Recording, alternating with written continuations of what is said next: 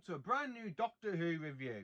So this review is now about on Series 4. Now Series 4 is my second favourite series of Modern Who.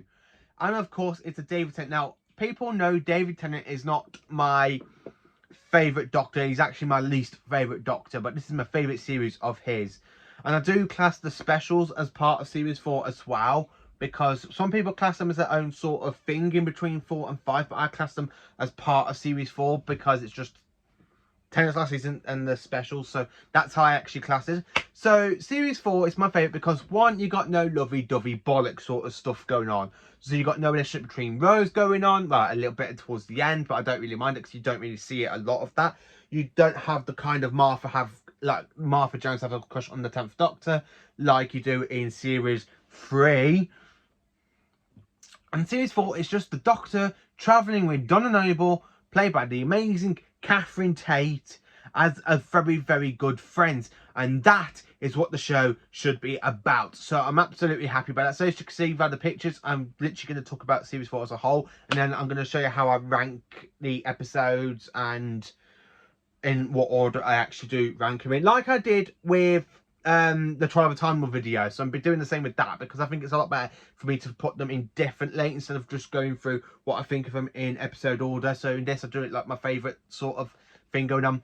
So this whole point of the series, we have kind of a lot of different sort of plots going around. You've got the stars going out, you've got the missing planets going on, you've got there's something on your back with Donna Noble going on. It's just such an incredible, long, amazing series. I just absolutely love it. So from the amazing Voyage of the Damned to the End of Time Part 2, here is my review on Doctor Who Series 4. So I'm going to be going through each of the episodes as I rank them. So in 19th place, I have put The End of Time Part 2. So, The End of Time Part 2, I don't hate it, I don't like it. It's somewhere in between, you know, a bit of a meh sort of thing, like that meh sort of thing. I just don't really care for Series 2 as I do for, like, it's a Tennant finale story. I mean, Tennant regenerates at the end of this one, and I just don't really care about it. I mean, it's nothing like Tom's regeneration or Peter Davison's regeneration, John Pertwee's regeneration, or William Hartnell's. I just don't care for this sort of regeneration thing going on. I just really don't care for it. I mean, the Time Lords come in for it for some reason for Russell T Davies to try and bring them back in, like set in the last day of the Time War. But I think the Time Lords were brought back brilliantly in Day of the Doctor. Again, the whole thing with the Master is turn the human race into the Master plot. Like the Master race is listening inside his head to the drumming beat that allows the Time Lords to come through, make the connection to Gallifrey and try bring it back through the Time War. Even everything with the Time War, like the Night My Child and some of the other battles and stuff you've seen that we hear about the Time War. Yeah, this one I basically just don't care about, and I literally do rank this one as a 1 out of 10. 18th place, it is Unicorn and the Wasp. Ugh. Unicorn and the Wasp is not a really enjoyable episode. Yeah, okay, you do have a very good, like, interesting thing with a Doctor Who twist where you explain why Agatha Christie kind of went disappearing, kind of disappeared for 7 days with losing her memory. This one, I just don't generally care about. I just think it's terrible. I just really don't care about it. Basically, not at all. I just think it's literally not as much as I do for the other parts of the episodes that's coming up. So this one I rank as a 1 out of 10 as well. Turn Left, again, I've put this down as a 1 out of 10 because I just don't care for this. I don't care about the time beetle being put onto Donna's back. I don't care about Rose coming back from her parallel universe into Donna's parallel universe. How in the universe where the Doctor's dead. I just really don't care for it. It's just like, do I need to care about it? No, I don't. Nah. In 16th place, I've put The End of Time Part 1. Now, I love Part 1 a lot more than I do for Part 2. Yeah, okay, you got the start of it with the Doctor being sort of like cocky, sort of like being very funny, like other stuff as well. Then you get to the serious point with the Ood, where the Ood just literally show the Doctor the end of time and the Master coming back, and some this more where it says the fools and stuff dreaming about their own sort of thing. So that one is a lot better and stuff. And I like how it builds up to the end with the Master going into the Master race. It's just, I feel end of time part 2 just ruins the whole story plot for me, and I just love part 1 a lot more than part 2. So for part 1, I've put this down as a 5 out of 10 because I just love part 1. 15th place, it is no other than the Fires of Pompeii. Now this one I've put down to an 8 out of 10 because one, it's a very first episode that features Karen Gillan as the soothsayer. You got Peter Capaldi in this. You've got certain other aspects like of going on. You've got the Pile of Villiers, which is the really kind of cool villain. The way the Doctor courses Pompeii in a fixed point in time is a really another cool point. So this one, I have actually put this down as an 8 out of 10. 14th place, it is the Next Doctor. Now this one, I don't actually care for again. This one I like a lot more than the other stuff that I said that are 1 out of 10. This one is basically a 1 out of 10. It's just, I really don't actually care for this kind of episode. It just, all it is that you got a human with the like thinking he's the Doctor because he had the info stat from the summon. You got summon that's like in Victorian London. You got this great big bollocks of a cyber king just kind of appear from the oceans. And it's not even talked about ever again in Doctor Who. It's just like one of those things that happen. You don't even hear it. It's not even with when you're in with like Fastra, Jenny and Strax, the Parnasta gang in the later seasons. You don't really hear anything about this one. So it's just like, nah, right, that's it. Never happened. Let's just sweep it under the way. Yeah, let's just get rid of that one. That's what Stephen must have said about this one. Next one, in 13th place, it is no other than Planet of the Dead. The only Easter special of Doctor Who. So, what can I say about this kind of good sort of Easter special? Again, this one is a bit of a meh story. You have to be in a mood for this one. I normally watch this one every Easter because it is an Easter special. I normally watch this every Easter. I don't really go back and rewatch it ever again, to be honest with you, unless I'm doing like a full series rewatch. The whole thing with the flying bus, I think that's a bit kind of rubbish, just so Russell T Davies can try and fix in the whole plot in like in an hour sort of thing.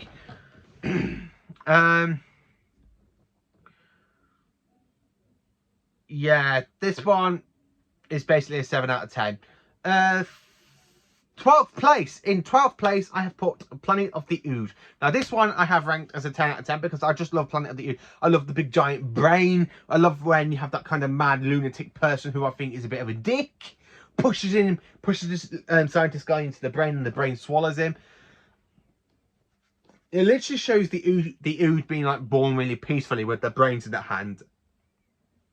And the brains are cut off, put in the translation, and they are sold into slavery. That is a brilliant story. Well done. I just absolutely love it. I love how the Ood go, the circle must be broken. And then you've got the Doctor like being chained up with Donna. He goes, Dr. Donna, friends. And they're literally just talking, friends. Dr. Donna, friends. I just love that with the Ood. I just love that episode so much. In 11th place, now this one, I didn't really used to care for because I didn't really care for it. But I rewatched this one just last week, and it is Midnight. Now, this one I've put down as a 10 out of 10 because it's a fantastic kind of creepy episode. I never really used to care for it growing up. I mean, even when I first watched this in the original broadcast, I didn't think of much of it. But I kind of appreciate it a lot more now because you've got an invisible alien enemy sort of thing taking in the process of Sky, and then you got it taking possession of the Doctor. I like how they brought the second Doctor, one of the second Doctor's sons, David Troughton, into this.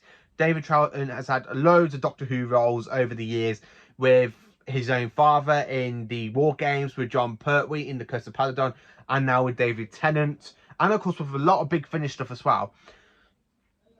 I just like how they've done that with David Troughton, bring back a kind of connection to a past Doctor sort of way, by bringing back a past Doctor's son. I absolutely do love that. Even though this one has the person that plays Merlin in this as well, is just another good callback. Number 10, 10th place, the Doctor's Daughter. I just love the Doctor's Daughter. This one again is a 10 out of 10. I love the whole half Inhuman war. I love how the Doctor's got to try and stop the war. I love how he loses his temper and shows the time, like more about the Time War, where he talks to Jenny about the Time War and that he used to be a soldier and he fought and he killed. Heartbreaking that his daughter got shot. I used to have I do admit, when I watch this, I do have a tear in my eye still, because it's just such a heartbreaking scene when she dies in the Doctor's arms. And then you just see how dark and angry the Doctor gets when he points a gun to General Cobb, and he literally goes, I never would. I never would. Such powerful stuff. 9th place, I've put Partners in Crime in 10 out of 10. Now, this one is my all-time favourite series opener. So if I ever do a sort of ranking episodes of series openers from series 1 all the way down to series 12, I'm actually waiting until series 13 to do that one. But this one is my top one. I just absolutely love it. I love the whole chemistry. I love the foster mother sort of person. I love how she's using like little pills to make adipose children out of people's fat, and you just have them like climbing out of a window going, oh, ah! I just love the adipose and like really cuteness, little balls of fat. I just love them. I love how you got the whole chemistry between the Doctor and Donna when they see each other. It's like Donna, she's like that with all the with the motions, like when they're trying to talk to each other. I just love that bit as well. That is pretty funny. 8th place, Voyage of the Damned. And now this one I put down as 10 out of 10. Now, this one might shock my best mate, Jamie Ellsmith, because I have always said to him, I don't care for the end for Voyage of the Damned. I don't like it. But I'm sorry, Jamie. As you can tell, it's moved up on the list to 8th place because I absolutely do like it now. I did just have a problem with it because I just think how... Now, this episode was broadcast after Last Time Lords. I don't like in the Last Time Lords you have the Doctor kind of like being resurrected as Jesus because he's turned himself into the psychic network. And the way he clicks his fingers and the host pick him up as another sort of reference to Jesus, it's like terrible. And I don't really mind it, though, even though he does kiss Astrid Peth like twice, once when she's alive and then her little ghostly spirit when she's dead. I don't really mind that as much because it's not as shoved in your face as much as it was with Rose Tyler, admittedly, but it's still quite good and it's a 10 out of 10. 7th place, Forest of the Dead, part 2 of the fantastic Fashioner of the Riders 2-parter. This one is a 10 out of 10. I just love this story. I have done a review on this with part 1, so I won't be saying much about this because if you really want to, go and check that video out, what I think of this story. Same with, in 6th place, I put Silence in the Library. This one's a 10 out of 10. I love the whole Fashioner Rider. Hey, you turn on the lights. I just love that so much. But that one is basically, if you want to check that out, check out my review on that one. I will link it in the comments below so you can actually check out the review for Silence in the Library. Now into my top 5. So in 5th place, I've put Poison Sky, the second part to the Santorum episode. Now this one I've marked as 7 out of 10 because it's not as good as part 1, but you do have the epic war between the Santorans and the unit. The whole thing with the Valiard with the getting the Adimos poison gas. The Doctor threatened to blow up the Santorans, and then you have that little annoying little rat boy going Santa ha. I do love that bit as well with Luke Rattigan. That's really okay. No complaints there about that one. 5th place, it's Santoran's. No, sorry, 4th place. 4th place, I've put the Santoran Stratagem. Now, this one I've put as an 8 out of 10. I love it because it's the very first time the Santorans actually returned to Doctor Who after being last seen in 1985 in season 22 in the Two Doctors. And the way they brought them back is absolutely fantastic. And now I can actually tell you, even though we've had leak images of the very first episode of Series 13, I'm absolutely so looking forward to seeing the Santorans return again.